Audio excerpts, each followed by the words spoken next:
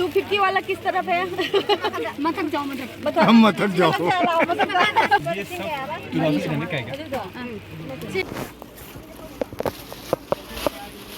ये समरी मुंग मया लाकनी हुजी एग्जैक्ट खंगदे है पीदुने लुपा लिसिंग अनि पीरगदी लैगे हेलदी लैरो हैबदे लुपा चनी ने है अदु तो से रखंदे दुना लुपा चोंगा गिनी यम बरे सी ओय कारबार तो पदम वाले सेब यम तावा हाय वे युम जोम दे ने सरिता कोई समा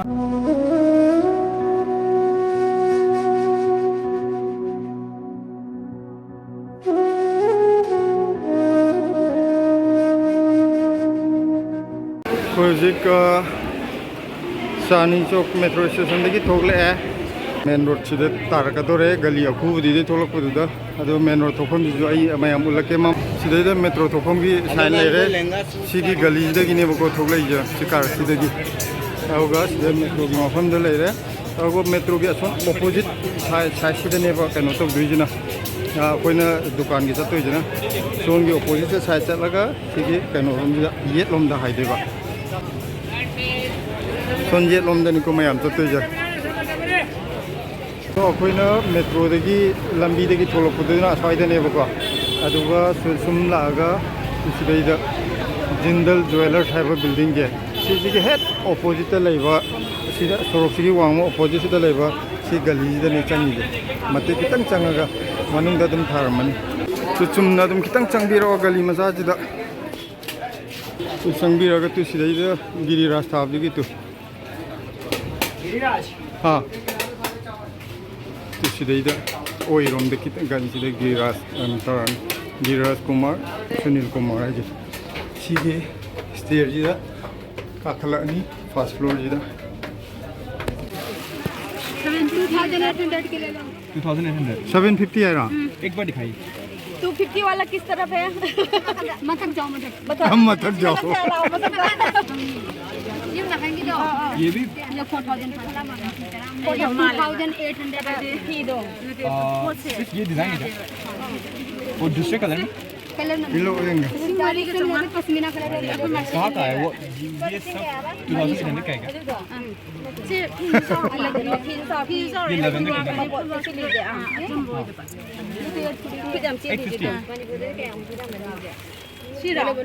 ये 12 साइज है महंगा ये 12 नहीं है फोटो कलर दिखाए देखिए और दूसरा कलर और दो एक बार दिखाइए मैं फोटो खींच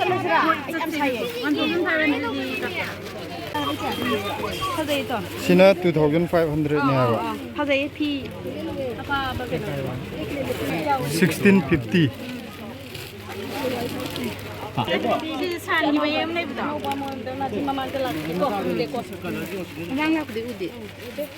1650 anouba khara pot la kama ai di sumba machu se ni bu ya ni doctor के मरी जाए जैसा ai gi sai gi kan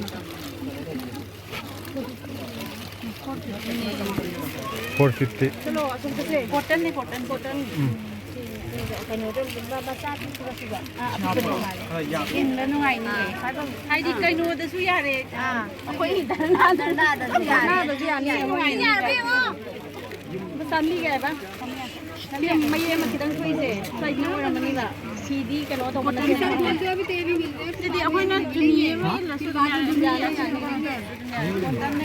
सिंगा में सामरी यांखाई हाय वे युम जोम दे ने सरिता कोई सामान लगाना है तो लगा दो सी रानी साहब जी लुपा चमापन ने है ये लोग ही नहीं होइन जाओ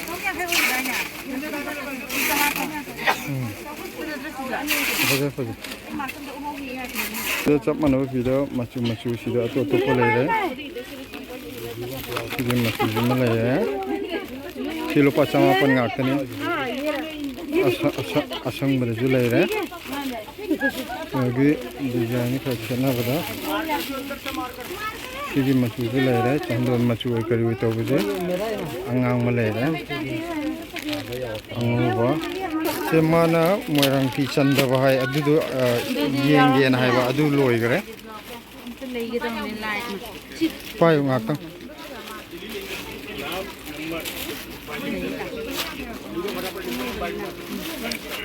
सिंगल सिंगल ताई दुई ने अदो ꯆꯃꯥꯄꯟ ꯉꯥꯛꯇꯅꯦꯕ ꯁꯤꯒꯤꯁꯦꯀꯣ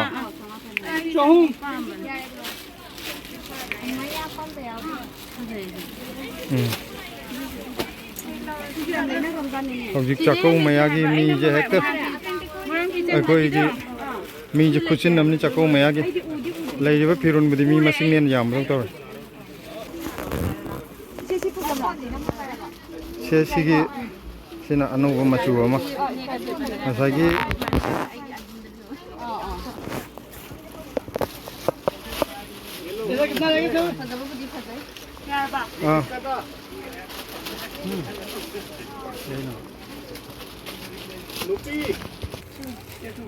시기 솔제 거기 마추 아니 수이고 만능과 마판가 동안 봐. 시 로파 조금 양카이네나 하. 아마 조금 양카이. 아도 만능 아이디 나간도 만능도 주 올라오고. 아이디 만능도는 가만히 또 보는 거. 아 만능 마판로 인도 야고. 퍼퍼. 시기지나 올라오시라. Sina lupa sohum. Mapan ulo mapan. Jadi. Sina lupa sohum ne. Sina cap mana buka? Tongan bu itu manung mapan itu pak.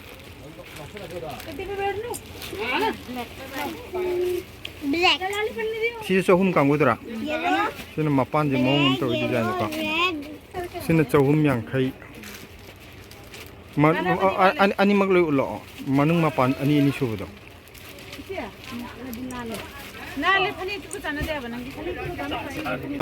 lupa chani yang khai si lupa sohum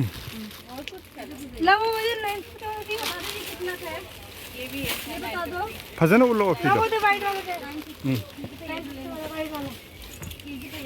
sohum nang aduga sina phije he jengba tongan ro duna sina 950 ne hai ba 950 ani ba mane ba phaje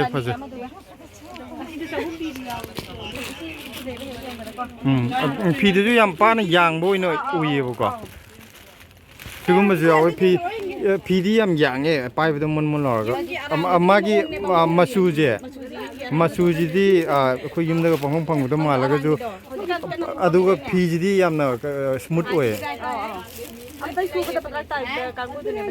chani yang khairo du ba 950 wala ye chani yang khai ga je le aduga 950 phije khenai ai dro pai ba 950 ke nom to ba ma aduna roja push ke bata rahi hu koi ba idi phajai to si 950 na tra koi nahi aduna kaya no 950 ngatra ni ma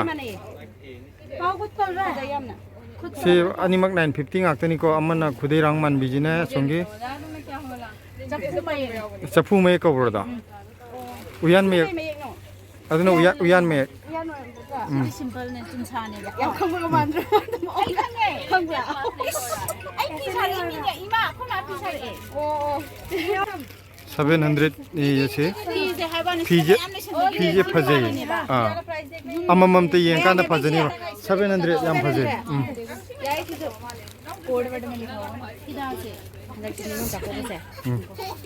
सिगी ओ सिगी कनो जे 750 आइ गिबदो 850 ओइ लेर मे हुजे हंग नरपदा अनि मक च मानब्रा ai da hong ge noi ta ayang maman cheran toran hai ba mi keno to ko ngango 850 ni se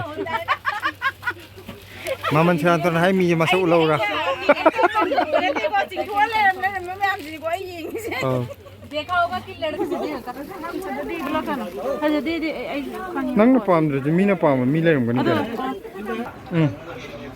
C 850 kitang di arang madiyaw ka eh bai kya 850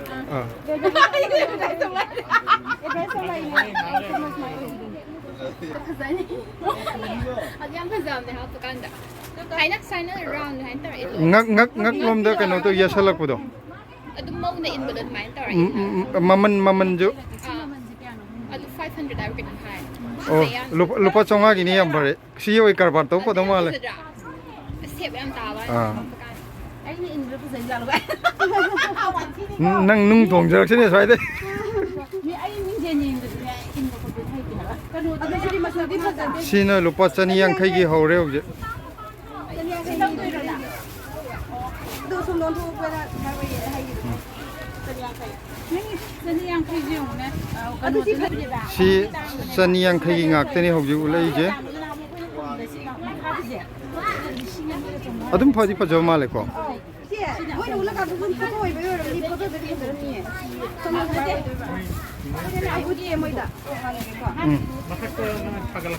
Si chani pa yang khai gi do. Mau handi yadre. Si jo 850 gi phi ga no dune sol do.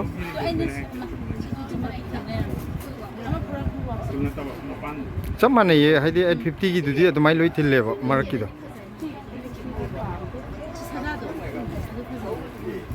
Sigi 850 gi PM le re.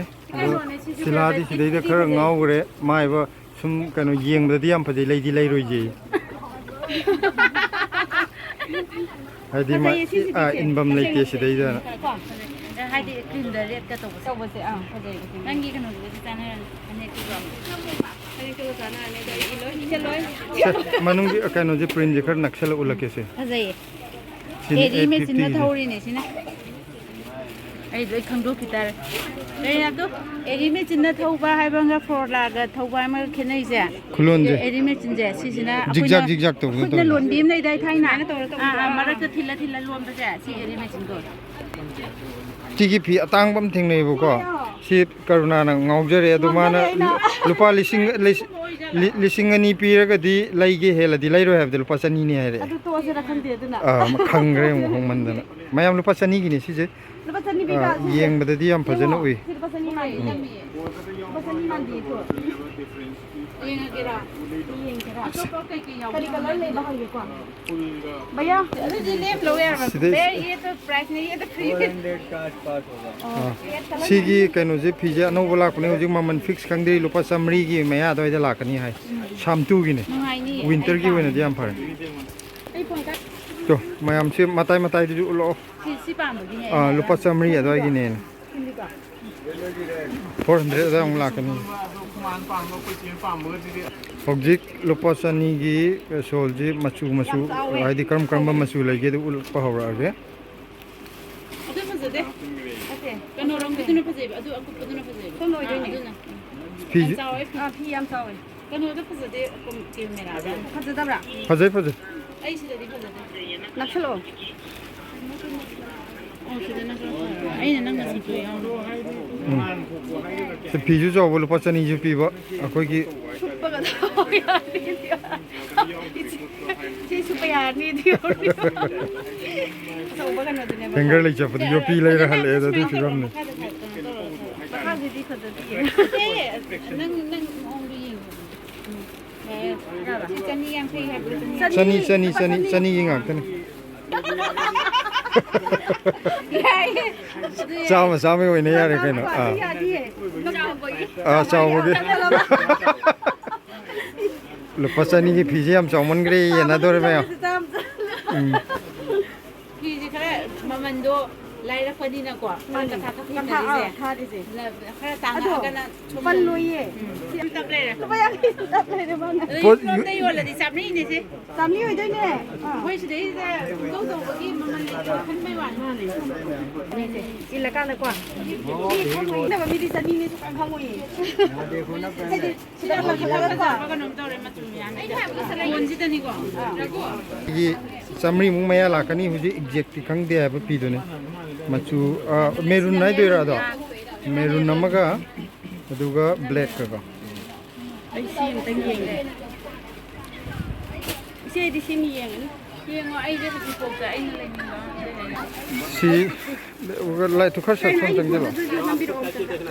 Si 850 ne ba ko magi make se velvet ne hai ba ko de full work hai silana hai ne di khang de se kai no je nakshal laga hai ke इसका दूसरा piece भी दिखा दो ये कितने piece करना है उसका? 850 850 này na hai ai đi chi ai na phải gì chi phải gì ai này ai mít tao co chi đi ai chi ai này cái gì ai peach color ya pa me ko peach color này तो नहीं है classy oi ya ba Asyang madani hele machuje camera da budi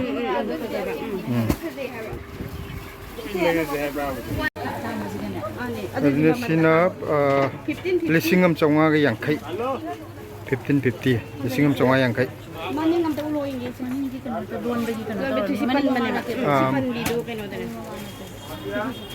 Yapan mali ko Pajabra yang budo Ide ba ya par ga yang ga pajara ati Sina lupa chamri yangkai ne भैया ये थोड़ा सा पतला होते होते महंगा होता है ना कुछ बता रही हूँ मैं ये तो मोटा कपड़ा है ये सस्ता नहीं ये तो सस्ता नहीं है चमड़ी बोल दिया adudi blanket ti lupa yangkai guma pidara si lupa chani yangkai piwa kangu ni chani chani yangkai ni नहीं दो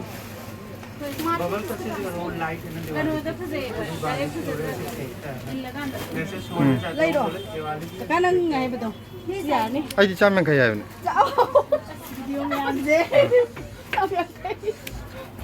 tao mẹ thầy bên này gì mà đâu cần nó rồi nó ya đi sao bây giờ sao mẹ thầy bên này không có cái 850 yang mapa da pajana ulo loisala ko da ulo yam hay ra này lôi chỉ là con mặc được yam hay ra này xe đi mà mình xem khăng ôi ya 850 do sida zulai ra china kara ut masu oi kari oi hai tare amma jina ngoruna ba jina ut masu ta trang thấy ôi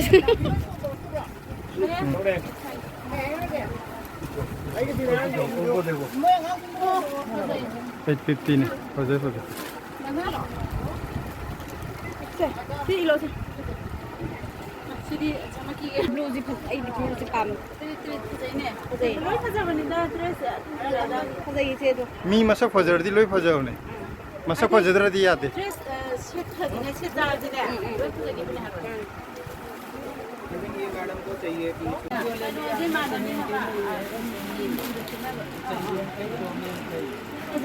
850 ka ngu ni se ये price हो गया 850 fajar yang ai pa ba di se 850 ji da si masu zulai re si ju fajar masu Hồi đi lâu ghê, không lâu ghê đâu ghê ghê vui không nghe ghê khỏe.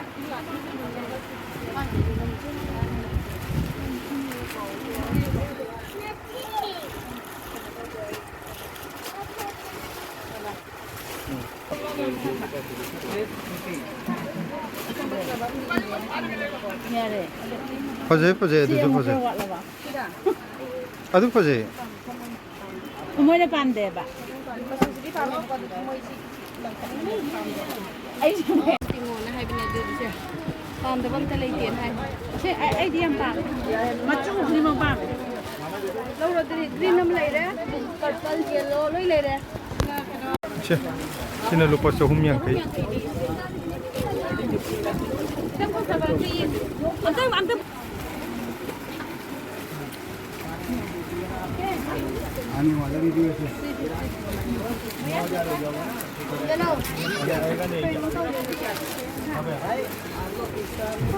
se 350 nga kan आएगा